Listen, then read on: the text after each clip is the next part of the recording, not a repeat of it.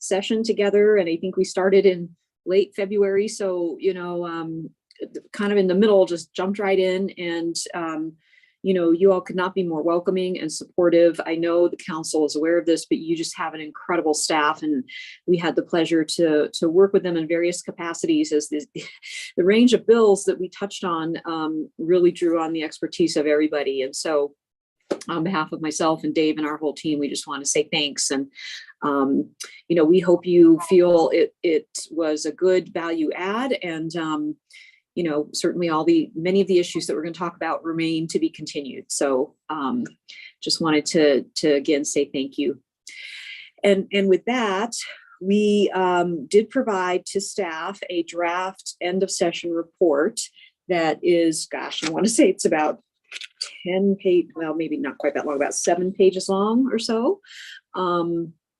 That includes for you, the overview of the main bills that Broomfield worked on, and then a more general, here's the context that the session, the context in which we worked on those bills. And so for those of you political junkies, it's got a little bit of color commentary in there as well, just on our major takeaways from how it all went.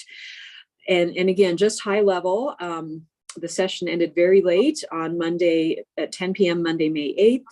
I think everybody that was a part of it would describe it as incredibly hectic, intense, acrimonious, even controversial. It definitely wasn't a bland time. And there were a lot of big issues that this newly elected General Assembly and newly elected governor in his second term wanted to accomplish. In total, there were 617 bills introduced, and that was 311 from the House, 306 from the Senate. So pretty even there, considering the almost double size of the House. And of those, at least as of today, 486 have passed. 131 died. 131 died.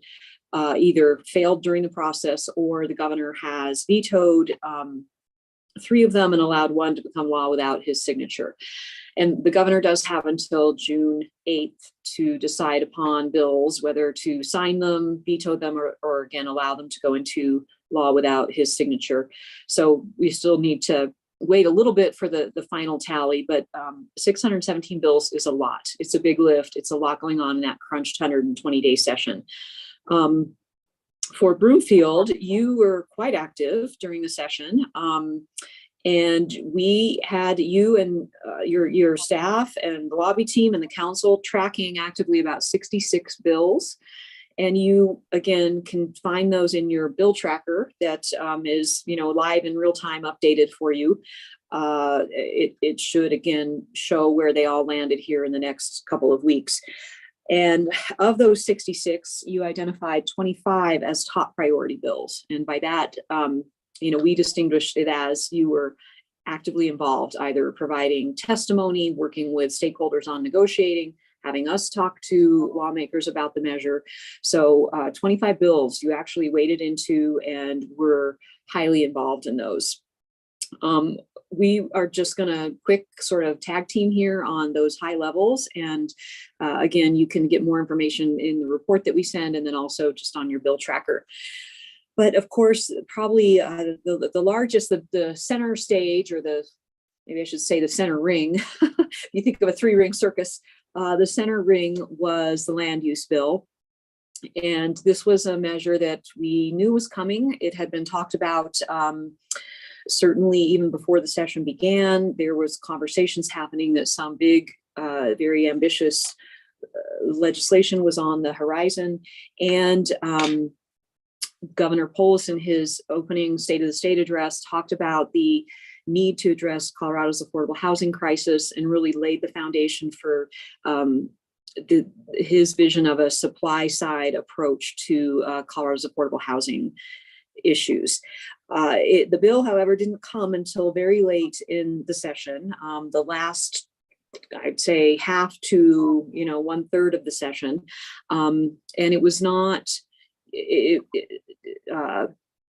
I think the view of that was that while there were conversations happening, not a lot of information was provided in advance to local governments about the specifics of the bill. And so when the bill was introduced, literally your staff had, I think, a week, Danae, if I'm remembering, to review this 130-page bill and provide you all with feedback on its potential impacts to Broomfield, and give you some context and direction on some position that you may or may not want to take. And so it was very challenging, but your staff did that. They produced a very detailed document that was actually used by several other jurisdictions as guidance for them in reviewing the matter. And that was then provided to council. And we were essentially given about a week to review and provide feedback. And then the bill hearing happened in the Senate. It started in the Senate. And at that time, you all, the council had not had the chance to meet and take a formal position. And so you did provide testimony, and it was Mayor Castriata, Council Member Lim, and I believe Council Member Henkel, if I'm remembering correctly, Danae. Yeah. So had 3 council members presenting testimony in the first committee on this. And it was with, and at that point, an amend or many, many concerns was the tenor of that testimony. Again, the council hadn't taken a formal position. After that hearing, there was another week in which the sponsor and Majority Leader Moreno and the governor's office said, hey, we've heard all this input. We're going to be coming back with some amendments to address the concerns that have been raised. And so between the time we had testimony and the following week, again, your staff was provided with almost 53 pages of amendments and had to review those and take a look at them and assess how do they impact the bill. And so at the end of the day, the council met and formally took a position to oppose the bill just based on a general, and you can talk more about that if you want to in terms of how that process happened today. But, a vote was taken to oppose the bill on the basic premise that it, well, I guess a couple of things. One, it usurped local control and was, in violation of the Constitution around home rule cities and counties and our ability to do the work that we do. And the process, the concern about the bill coming so late, the concern about the complexities of the bill. And so with that formal decision, then you all directed your lobby team to begin to work at the Capitol to oppose the measure. There were also some other efforts that were undertaken, conversations with elected officials, our delegation, conversations with our community members about our position, and so on. So, that's, I guess, to give you all context. At the end of the day, the bill did fail in the Senate. It was what's called, it died on the calendar. And I will say this was really a surprise to me. I think it was a surprise to our local government colleagues.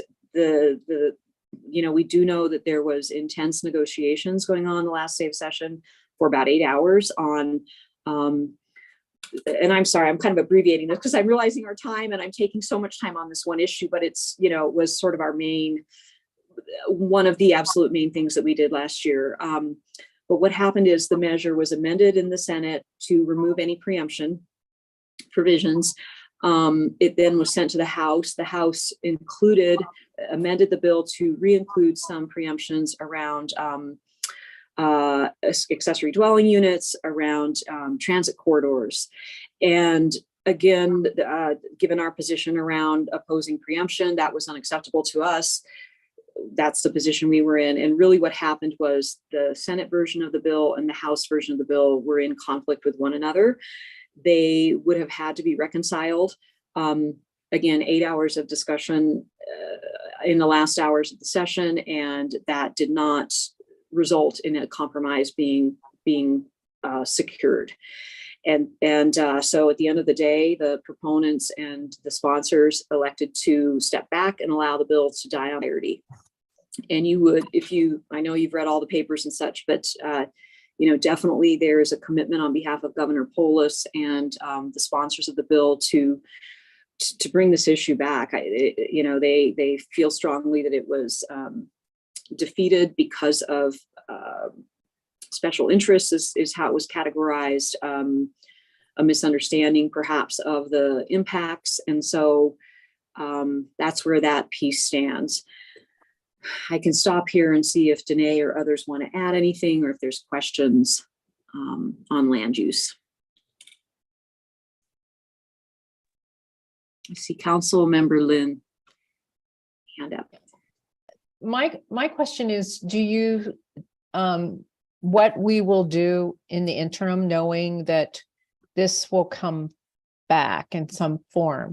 So do you see, I had heard, well, some of the county organizations talk about, we need to convene in the interim and try to put forward what we think we would need in order to, to address affordable housing, what we would need from the state, instead of having the state, push it at us next session. Is there do you see any momentum behind that, where Broomfield could join in that effort in the interim? Yeah, great question. And absolutely, I think that, if we want to influence this conversation, then we need to be proactive, and we being both Broomfield, but also working through and with our local government associations. Again, on the last day of session, I was in contact with certainly the lobbyists for CML and CCI, and of course we are the lobbyists for CCAT, but we all were like,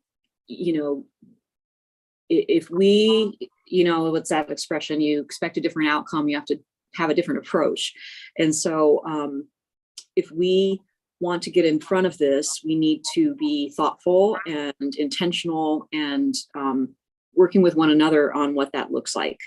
And so I would expect that particularly CCI and CML, as they were sort of the tip of the spear on all of this, that they would want to gather and have conversations this summer about what that looks like, and get agreement amongst ourselves, and then go forward. I will say that on the issue of preemption, I do think there are some counties in particular that have struggled with their jurisdictions, with their municipalities around affordable housing efforts, and that they felt the state stepping in and assisting would be a good thing, and it would be helpful to them. They've, we are a city and county, and so that dynamic doesn't happen for Broomfield. But there are scenarios across the state where local governments haven't been in agreement and haven't been able to move forward on some planning. So, my counsel is, let's have a family, I call it a family conversation about that internally, because to not address that it's kind of the elephant in the room. And if we don't look at it square on and have a conversation about it, I can guarantee it's going to be a part of the discussion at the Capitol. Now, that's Ruth's opinion. CML and CCI may feel differently, and therefore I think it's important that we, talk with our membership associations about what are the next steps, when are the conversations happening, and how can we be involved in those. But also, and even before that we have a conversation as Broomfield about how we want to show up in those conversations, and what we think is the right approach, not just on that question, but the question of, there was no funding associated with the land use bill. I know that CCAT tried very, very hard to get a provision in the bill that said, for communities that have already done this work, they have transit, they have density, they have density, they don't have the transit because the transit hasn't been supported. Like, how is that prioritized in this conversation? So maybe we can take a breath and have a more pointed conversation about our policy priorities, and how we would, if CCI and CML do convene a meeting, like, what are we saying? Yeah, and Councilmember Lim, if I may follow up, just for reference on staff process. So, as you guys know, you got the update of the bills. There's also other bills that impact Broomfield, right? That were passed that we're monitoring and have to figure out. Like one good example, I think, was the accessibility for bathrooms, right? And that is waiting. If it gets signed, it will impact our CIP projects and funding that we have to allocate to make bathrooms more accessible. There's some really clear parameters that you have to meet. So there's a lot of bills that more than these 25, I think that Ruth had mentioned that we're driving in on. So internally, we're looking at those and kind of assessing Broomfield impact on the bills that were passed. And then the bills, for example, specifically 213, or a lot of these ones that got gutted to a study that we'll talk about later, right? But the COGCC is going to have a name change effective July 1st. The air pollution measures bill, right? Those are ones where we will want to activate and be a part of those conversations in the interim. Like Ruth said, that's the time to be at the table. So we're working on that internally, again, of creating that framework and what it looks like and which bills do we need to speak up on. So more to come on that, but it is more than just this land use bill. There are other ones, right? Like where they're doing the studies, the hydrocarbon studies, et cetera, that we're going to want to engage. It's essentially getting to do rulemaking, but before it's actually a rule, and that's where we can be very proactive. So I just wanted to share for the whole group. We just haven't been able to really, we haven't had enough time to define what that is, who our allies are, like Ruth said, where do we leverage our membership organizations, et cetera. But we are looking at it, and we will have a plan in the recess. So that's land use in a nutshell. We can move on unless there's any other. So, okay, the next big ticket item for us was the property tax bills. And these, again, came even later in session. And I know everybody, if you own a home, you've gotten your property tax assessment. It's like, wowza. And these bills, they came late. It was explained from the Polis administration and the Democratic leadership that they came late because they were waiting to see what the assessment rates were going to look like for the major metro counties, essentially.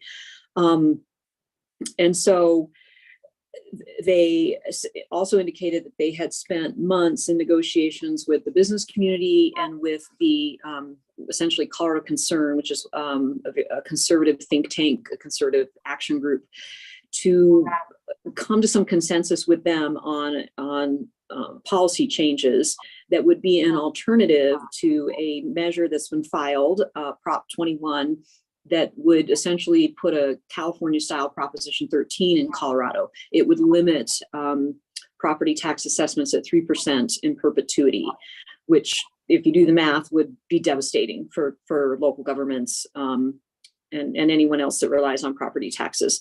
So this was a grand bargain. Again, I'm reiterating the explanation that was given for the late hour of bringing these bills.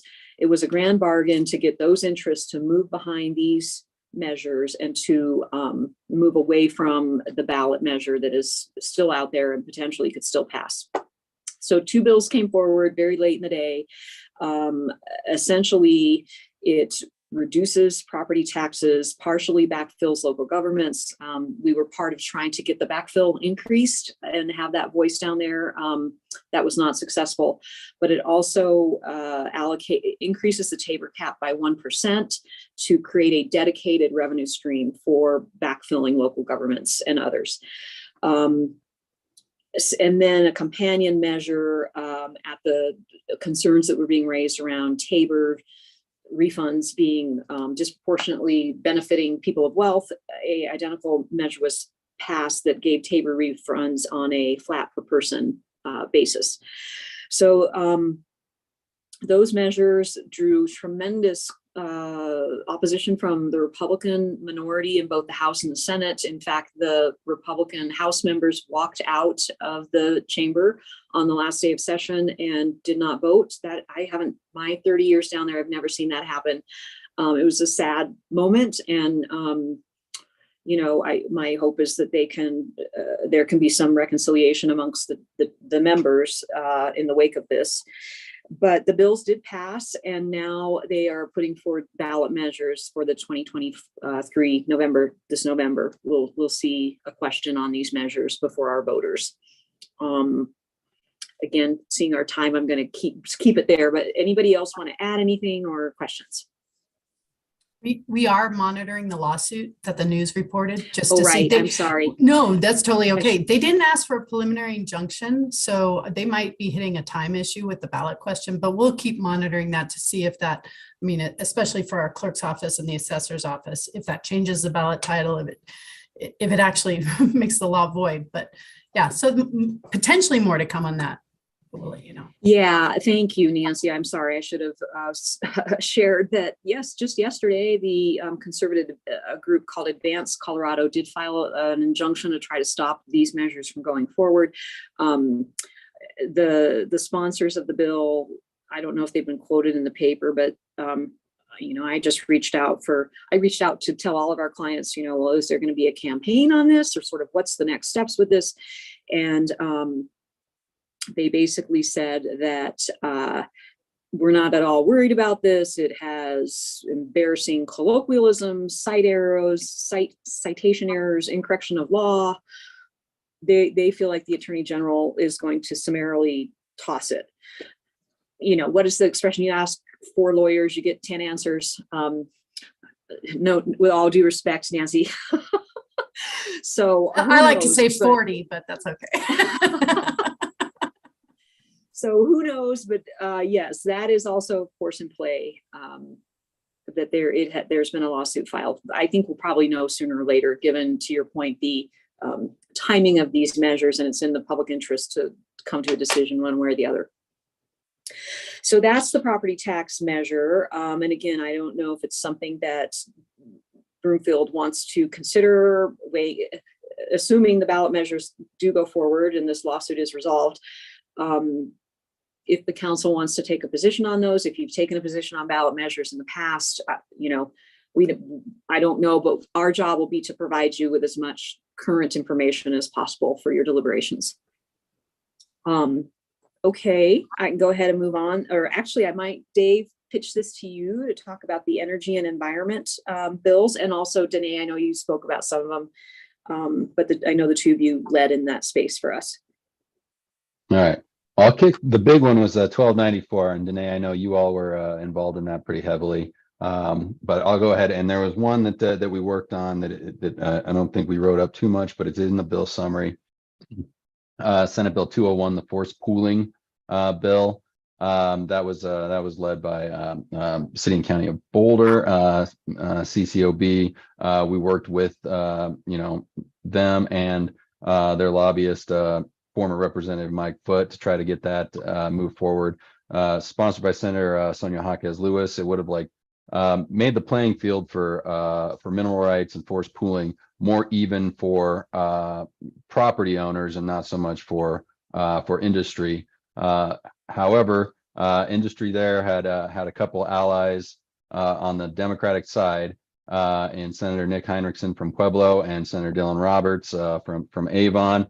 And that bill ultimately died in its first committee, so did not move forward there. There was another couple ones, or one big one that just passed late in the session. 285 expands the role of the COGCC, changes its name. There's some stories in the newspaper today about what their new role is going to be, but it's supposed to be more based on pollution, more people friendly than industry friendly, as that's been the kind of the thought of that, what that agency's been prior to Governor Polis coming into office. So I'll kick it over to you, Danae, to do 1294, colloquially known as the thing that would change environmental rules forever and then significantly whittled down. Yeah, so 1294 was the late introduction bill. We joined the local government coalition to get that introduced late. It still was a success. It wasn't the success I think that we were all hoping for, but at least we got something through. So I think the big thing is it addresses some of the AQCC rules where we can be more stringent than federal laws. So that was kind of where we've been restricted and saying, no, actually, we can go above and beyond that. And then the biggest thing, I think it was a 14-person committee. There's so many interim committees that if that's not the right composition, but there's a commission, and I think those have to be appointed by June 30th. So the hold on this is really just waiting to see who is on that committee, right? And where we can leverage and be a part of those conversations. I would anticipate our local government coalition with Jane and Cindy and all of them will be involved, including us. So we'll be monitoring that to come as we work through the recess with them and hopefully come back with some bills of substance that can get momentum next year, right? To have some teeth in the regulations. So that's kind of the goal there. The other thing I would add about 285, which was the COGCC bill, that goes into effect, the name change, I believe, July 1st, which is kind of crazy. So that's very soon. So we all have been trying to switch our acronyms and our changes. I did share with staff, I didn't share it out with council, but I'll just reference it here. There was an article that came out today, I believe in Colorado Politics, but the School of Mines is already they were approved funding to do some carbon sequestration capturing down by Pueblo with their 2 cement plants. And so I think it will be our first real experience to see how that messes up Mother Earth when we put stuff back in and what that looks like. It's very fascinating to me, but I do want to let you know from an oil and gas team perspective and CMO, we're already positioning and looking at, okay, these emerging technologies, where are our gaps? How are we getting prepared for what's coming down the pike so that we can be at the table for those conversations? As you know, carbon management, which is in the new title, was pretty much taken out of that bill. I think that is our sign that they're coming back to bring carbon management somehow, right, to that regulatory framework. And so we're working as a team with Pat and the oil and gas team to look at how do we get ahead of that? How do we get at the table? Where are our gaps? That's not our area of expertise. So I just wanted to share that from a staffing perspective, trying to be proactive of what's to come. And then the other one, Dave, and I'm sorry if you mentioned it and I just missed it while I was looking at my notes, was the Senate Bill 18 or 16, the greenhouse 16. gas emission reduction measures. And that one I'm just going to mention briefly. It was kind of viewed as a companion bill. It kept getting confused with 285. I think they were very much still pretty separate bills. But in the form that it passed, it did add like incentives for electric lawn mowing, yard equipment. I think it's a 30% rebate program.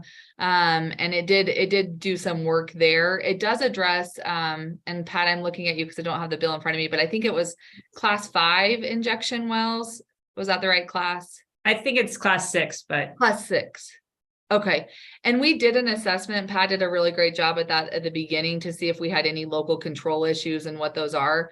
So we'll continue to monitor that as we wait to see if it gets signed or what that looks like. But that was the other one kind of in that realm of oil and gas environment arena. Yeah, and I know you'll all be looking on that, Danae. I know that there's some stuff on some requirements for local governments in there too. You know, expediting land use, you know, applications and all that. So funny how it all kind of ties in together, even in there on different bills. Yeah, they snuck it in a lot of places, actually. It was kind of curious to see. So absolutely. Councilmember Lim? I just want to flag something quickly. I don't know if Mr. Rutt would take this back or if it goes to planning, but I heard that the governors did sign SB 23-178, the water-wise landscaping bill. And I looked at that quickly, and to me, it could have some implications in what's coming forward in the landscape code, possibly. I don't know. People are allowed to put vegetable gardens in their front yard. HOAs have to have 3 plans for xeriscaping. And so I'm looking at that thinking, I think somebody should look at that to make sure our landscape code that's coming forward in July fits with what's the governor just signed for the state. Actually, thank you so much, Jean, for the heads up on that. We can send a link to, I don't know if it would be Mr. Rudd or Danae, we can get it to you to pass on. I actually was looking at that because I am on the architectural review committee of my HOA in Westminster. And it is going to both require HOAs to make some, allow for more water-wise landscaping, but it also asks, basically says that they can have 3 plans from either CSU and or their municipality. So, you know, there may be some need for us to step up in a leadership role that way and, you know, give our residents some guidance in this area. And it looks like Dave just put that in the link, and I'll also send it to Danae so that you've got it in your email. Yeah, and we do have that, just so you know, Jean, I just checked our internal, that legislation is in there. So we do have that on the, where I said before, there's the other bills that we need to assess impact. That is one of those. And I do see, I know there's another bill we'll talk about in a minute where Ken has already done the Broomfield impact analysis. But Ken, did you have anything else to add on that one? No, I was just going to say we'll review that to make sure we're consistent. And if we need to, we'll reference back to the state.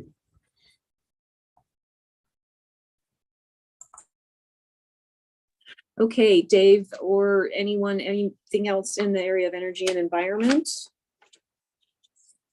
Okay. I All right, think, I'll go.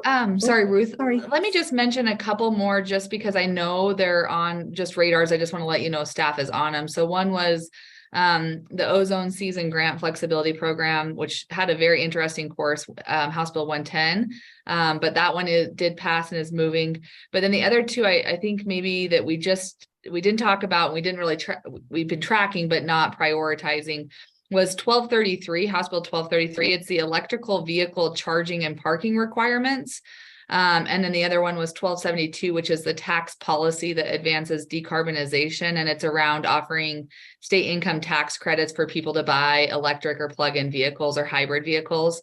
So sustainability we've been monitoring and watching those. We're kind of to wait to see the shakeout, but I just wanted to mention those, again, not within the priority bills, but potential impact on Broomfield that we have been monitoring.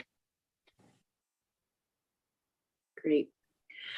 All right, I'll move into income aligned housing. And again, in addition to land use, there was several bills dealing with income aligned housing. One was House Bill 1255, which was sponsored by our own Rep. Lindstedt. And that removed the ability for a municipality to put a growth limit ban in place. Of course, Broomfield, I guess, recently removed ours. And this requires that other jurisdictions do likewise.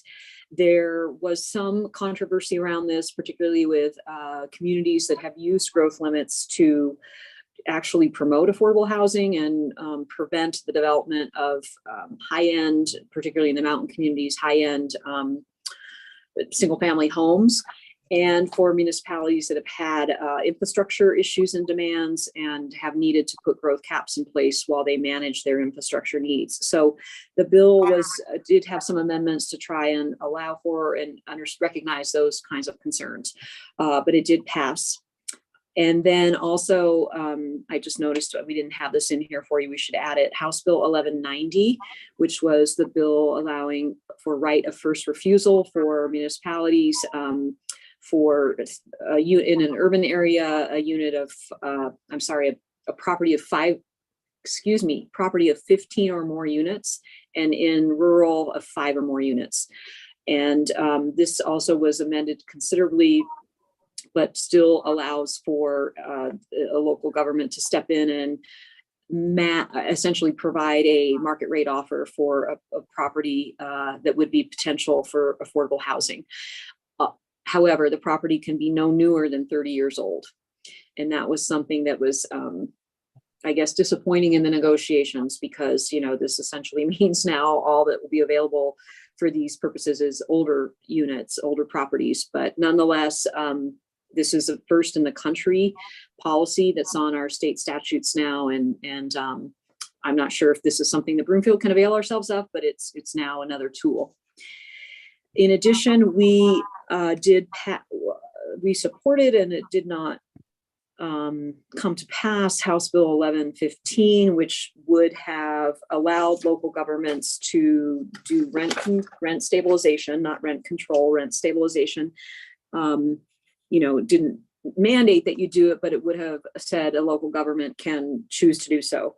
That did fail, and it's widely known that the governor opposes that bill, that opposes that policy. But and I'm sorry, we didn't actually support it. We were just monitoring that one. My apologies. But that did fail. It was one of the a handful of housing bills that progressive Democrats put forward that failed, that caused a lot of internal conflict within the caucus. And this was one of those. So I'll stop there. I see Councilperson Anderson had your hand up. I have a question on the 1190, the right of first refusal. So it says local governments. Does that extend then to the Broomfield Housing Alliance? Is that then still covered? Okay, it is still covered. Yeah, okay. Great question. And a great question. We made sure that definition was very flexible for a variety of different models that local governments use around their affordable housing efforts. So yeah, it should absolutely. So that's then briefly, I'll just say transportation. Actually, Danae already touched on House Bill 1101, which is the ozone-free season. That's going on for another year now, and maybe even extended into 2 months. It was August of last year. So, for our one RTD line that comes through Broomfield, you can get on free or the frequent flyer. So there are some, tentacles that we have, but this would allow for free fare for at least the month of August of this year. Maybe Dave, I'm going to let you speak about gun violence prevention measures, and then I'll come back to wildfire issues. Sure.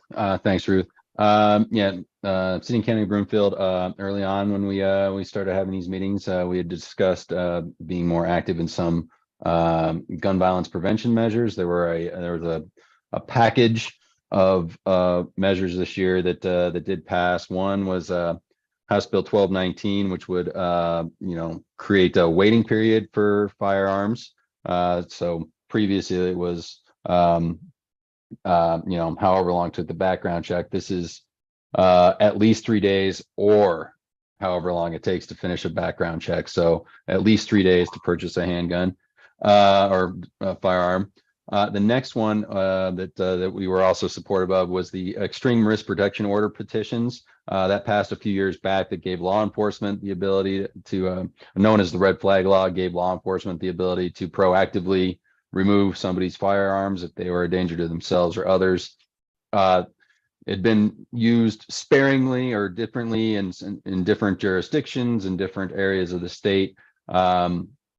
So they ran a bill this year, kind of expanded who could do that to not just law enforcement, but also district attorneys, educators, healthcare professionals, behavioral health professionals. That passed as well. Another one that we supported was Senate Bill 169, increasing the minimum age to purchase firearms. That moved from 18 to 21. That bill was amended significantly in the Senate and in the House to kind of narrow the scope of it. Now it's like to purchase a firearm. There was a lot of consternation between sportsmen's groups and people and shooting enthusiasts about, would the bill make it a felony or a crime to teach your child to shoot? Would it make it a felony or crime to be a hunter or an outdoor sports person? So that was significantly amended, but still passed with the purchase limitation there. A couple others on there that did pass. 168 makes it easier for folks to file a civil action against gun manufacturers and gun dealers.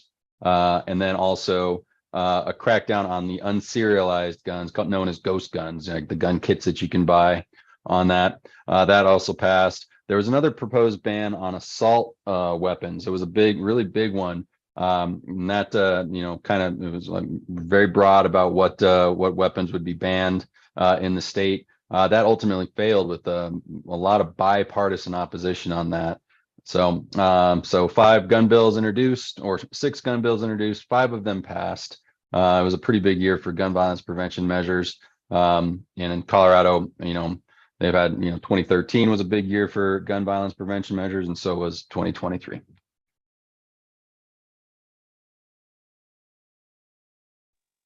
Any questions on those or comments? Okay, I'll move us back No. then. Oh, I'm sorry. Ruth, I do have a Go question on that. And thanks for the report on that. So one of the things that we had put in our letter to the legislatures was around education and training, and that was an area in which there was kind of a little bit of initial feedback, which was, hey, we like the ideas that you're bringing forward, but then it didn't get any traction. So do you believe that that was more because of how late in the process that conversation started to come up? And the second question would be, do you think that there's appetite to continue that conversation for this next legislative session? Sure. Thank you, Councilmember Schaaf. So a couple of those things is, that there was like a tight coalition around these bills. There was some tension also with, Governor Polis is a little more libertarian around, gun measures than some of the proponents like Giffords Group and all that. So there was some negotiations around that. I know that there's been a lot of, I think concern around the Office of Gun Violence Prevention that passed, I think 2 or 3 years ago, that they're not really doing much. There were some provisions in the red flag bill that says that the office does have to do an educational campaign around ERPO. I think that the gun violence prevention folks, including us and others, would like to see additional things from the office itself. And I think that there's more an appetite to do something targeting the office rather than fitting them into each bill. For many reasons. One being, how contentious it was, the amount of times they were taking, the time it was taking on the calendar, and to do a thoughtful one that on that actual issue of how the office performs. So I do know that, I had a couple conversations with proponents, and I know that I think that, Senator Tom Sullivan would be interested in something to address that as well. So do you think that you had mentioned the Office of Gun Violence Prevention, which I think is definitely a conversation that the state legislature had this last year in terms of how is it performing, what are those next steps? Do you think that that is an area where we should have that conversation? Do you think that we should have that in conjunction with legislators? What would be your guidance on that? I think Ruth and I are happy to talk to our other partners on that to see what kind of coalition we would have and what they would want as well. But I don't think it hurts to have especially during the interim and the lead up to a upcoming session, say, here's something that we feel as, City, County of Broomfield and other local governments will probably feel this way too. That, especially as we've seen the rash of shootings during the session, right? Where, we had a couple of days where the Capitol got locked down because of it. I think that there would be an appetite to be more of a, hey, this office needs to do more to educate the public more so than this is something we need to do to, adding penalties or something for whatnot, but using the office that exists. I think that that's a good conversation to have during the interim with other folks and legislators. Great. Thank you for that, Dave. Okay, moving on here back to wildfire prevention, mitigation, and response. This is a newish area for Broomfield. Who to thunk that, in the middle of suburbia, we would be at risk of wildfire, but of course the Marshall Fire changed everything. And we are now, I think, Councilmember Schaaf, I've heard you say, we're one of the most risk in the in the country. And so you all pivoted and appropriately made a focus of these issues. We were very involved.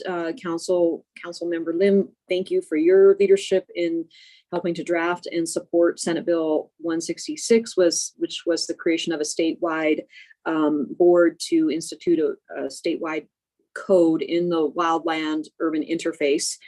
And this measure was passed not without a lot of negotiation and conversation with our local government partners and various interests from developers to fire chiefs, et cetera. And this measure was just signed, I think this Monday, maybe it was a little earlier this week. And we were invited to the ceremony, the signing ceremony. I know we weren't able to make that, but just know that our efforts were recognized and the invitation extended. So again, it's going to take a while for this board to do their work, but at the end of it, they will produce a minimum code and Broomfield will need to comply with that. And so just be aware that that's on the horizon. And of course, there's opportunities for input and engagement in that rulemaking process. Absolutely, it was structured so that there's a robust dialogue about what the code should look like and finally be, and the ability to appeal. And I mean, all of this was really taken into account. So that bill is now law. And then in addition, we supported two other bills that more impact our citizens. And this deals with them purchasing insurance, fire insurance, either being able to afford it and or offering them an alternative if there is no option. We're seeing more and more across the state that the private market is just saying we can't afford to insure people. And so we supported House Bill 1288, which was essentially creates the state as the insurer of last resort. If citizens can't find a company to provide them fire insurance coverage, that the state would step in and do that. And I mean, obviously they have to pay for it, but there's a state program available. And then we also supported House Bill 1174, which basically gives the Division of Insurance more authority in taking a look at the insurance plans that are out there and making sure that they are adequate and that we don't have people who have purchased insurance and then end up being underinsured in the wake of tragedies like the Marshall Fire. So this isn't going to help people who were victims of that fire, but it is a proactive prevention kind of a bill. Mayor Castriata testified on that. And again, those are both, they came from the Division of Insurance. And so we certainly expect that the governor is going to sign those into law. They just hasn't happened yet. So that is, I think, the big picture of the issues we had on tap for you. We wanted to leave some time, and it's a thundering down here in the city, leave some time for you all to ask questions or, give us feedback on the process. Just 10 more minutes to open the floor up, I guess, Danae, if that made sense to you. That does, and I'm so impressed that there's 10 minutes left in all of that. So thanks for covering it. Before we ask for questions, I just wanted to, there's a lot of staff on here that have been helping track these bills. Staff, did you guys have any bills that we missed that we didn't cover, or anything that you wanted to add from a staff perspective? Okay. All right. Well then, yeah, let's pass it over to any questions.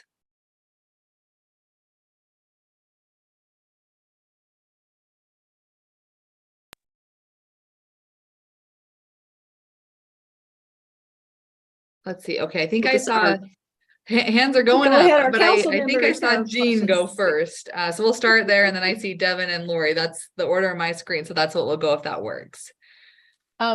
Back to the property tax bill and the ballot measure.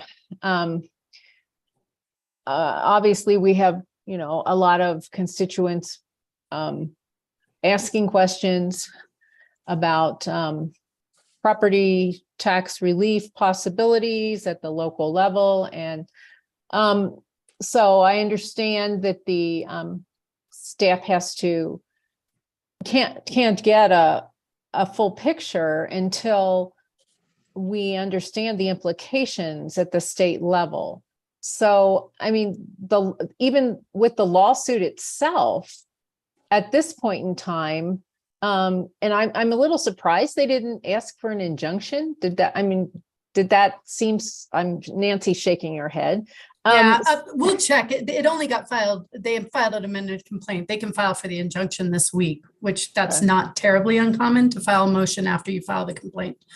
So we'll keep monitoring. So what is the likelihood that we will, or the time frame in which we will fully understand the implications of the state measures, to try to assess what we may or may not be able to do at the local level? I guess that's my question. Well, I'll jump in first. I was gonna say that might be best for legal counsel. Yeah, we should operate. I mean, these bills passed. Actually, the referred measure doesn't even need the governor's signature to go on the ballot. So until they get voided by a court order or changed by a court order, we should act with the language we have today and start moving forward with that. And then what that looks like, I'll defer to staff. And I don't, this is Jay, I'm the assessor. I don't think we're at a place to know. I mean, as you stated, Councilmember Lim, everything is really up in the air right now. We won't know anything until this ballot measure passes or does not pass. We're currently in limbo. We are going with the assessment rates that were in place per the ballot measure that was passed last year, which was, I can't think of it right now, but those are the numbers that we are using concurrently, knowing that if this passes in November, that we will be making, changes to the value as well as the assessment rate if it does pass. And so as it stands right now, we're in limbo as well, just trying to get the best information out to the residents as possible based on what is concurrently in place now, knowing that things could possibly change in November as far as what we're going to be up against. And that's going to be a big push, a big quick push to try and, inform our residents as to what this is really going to look like. And unfortunately, to try and project that out there now is very difficult because we don't know really what's going to happen. And we're waiting on this ballot measure to pass in November so that we can kind of put together some sort of a picture for our residents to see what this really looks like. Okay, thank you.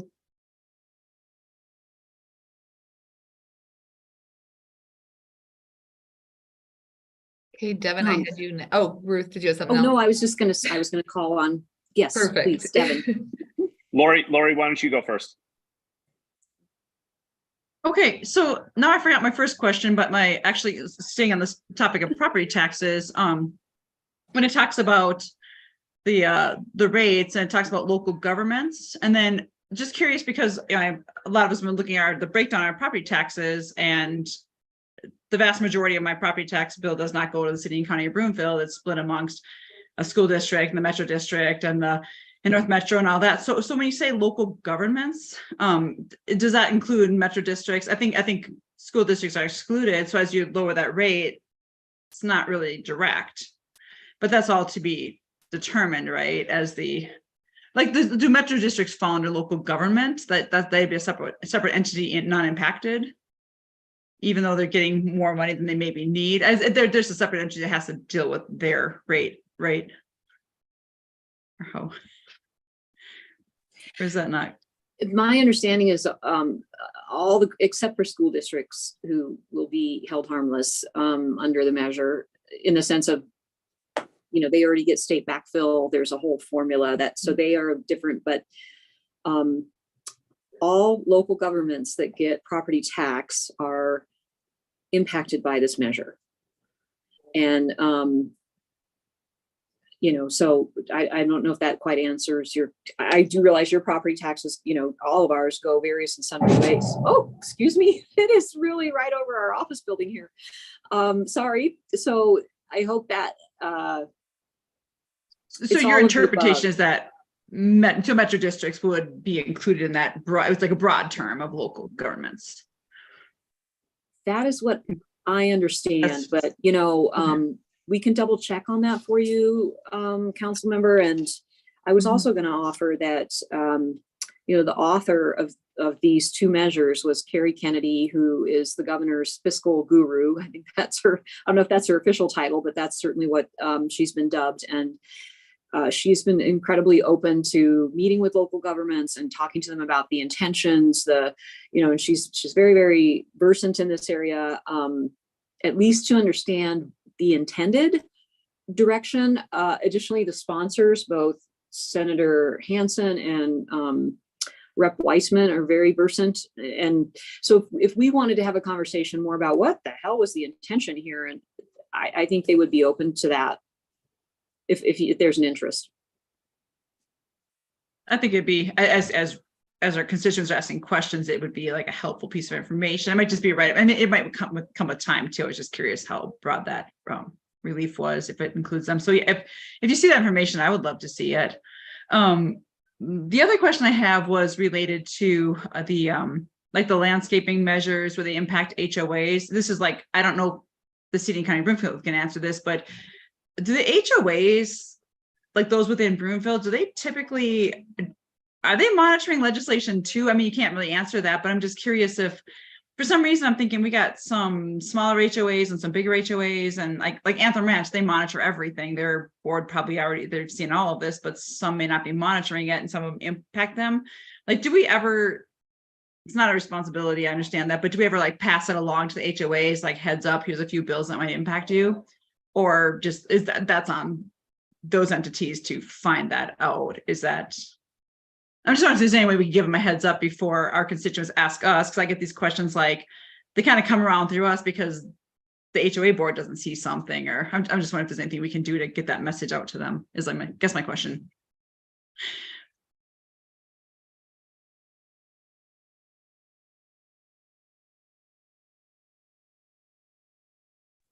We in the assessor's office don't have any direct communications with the HOAs. So unless that can be through community be in the loop or however we push out everything else, my assumption is but there may be somebody else that may know.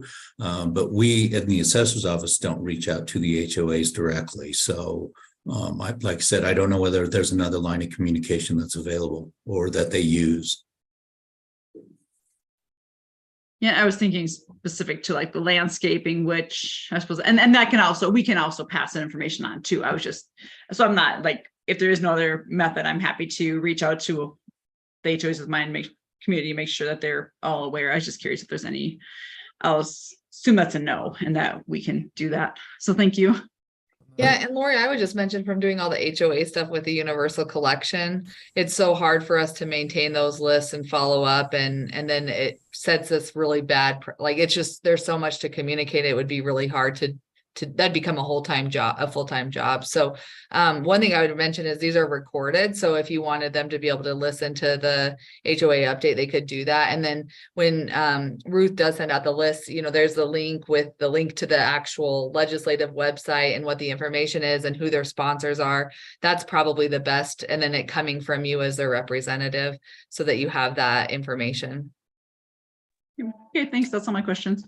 There's also, Lori, association of community associations in the state. It's the Colorado chapter of the Community Associations Institute, and I can send that information along to Danae. They're essentially a trade association for HOAs, so they may be a resource for people as well. I think for the landscaping stuff, our communication plan is to communicate out the water-wise and the irrigation drought information out to the HOAs, as well as other community organizations.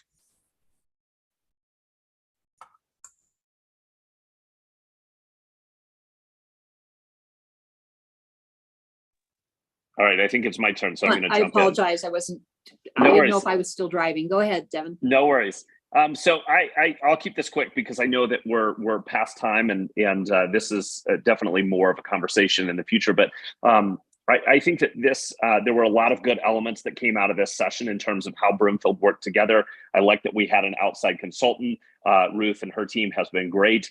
Danae, you have been great. Staff connections through all of these different, specialties areas have been amazingly supportive and helpful in navigating the legislative session. So a lot of great things came out of this. I do think that we can continue to improve, and I'm hoping that we can have more of a process-oriented conversation, perhaps this summer or early next fall, to discuss how we can set up our council and our organization to really benefit from the next legislative session, as well as react to. So hopefully that can be a conversation that we have in the future.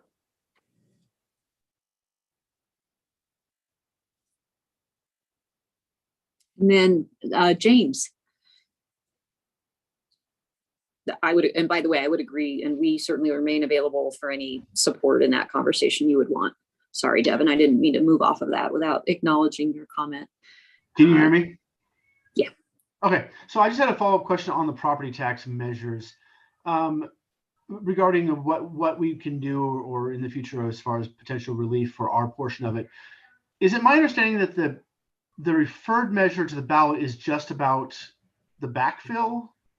And then the 303 that passed was the $40,000 off the top, and then the adjustment in the assessment rate? So it's all, and for all of that to happen, the ballot measure will need to pass.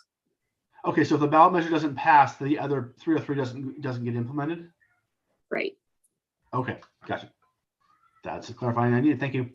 Yeah, and part of that is, also the raise of the Tabor cap, which was really part of the major consternation that the Republican caucuses were having, is, they really felt it was in defiance of Tabor, which is intended to control the growth of local government.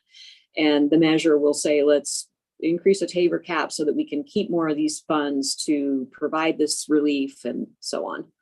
So it's a very, it's dependent on all the provisions working together, and then they're all presented as a package. And that's actually the basis of the lawsuit, is that, you're trying to do all these things in one ballot question, and it violates the single subject law. I also I know you're getting asked by your members. Heck, I have neighbors asking me what's going on.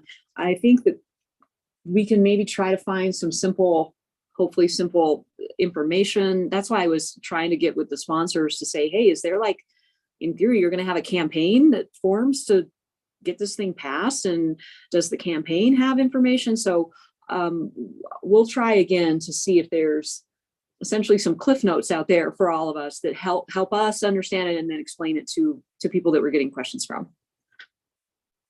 And if you all, I don't know if CML has some of this stuff, we can also reach out to them, but I know you all sit at a lot of different tables. And so if you're getting stuff, please feel free to share with all of us as well.